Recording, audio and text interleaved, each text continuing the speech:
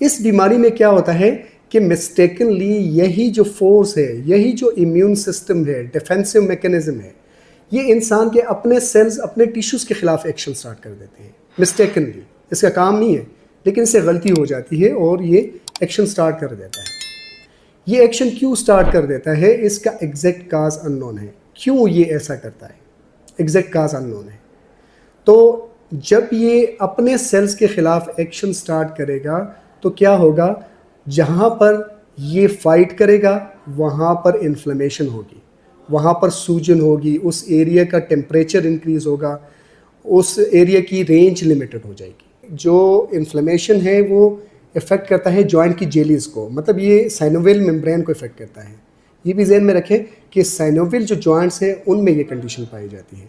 तो synovial membrane को effect करेगा, फिर उसके साथ साथ आहिस्ता आहिस्ता जो है ये जॉइंट के कार्टिलेज को खाना शुरू कर देगा।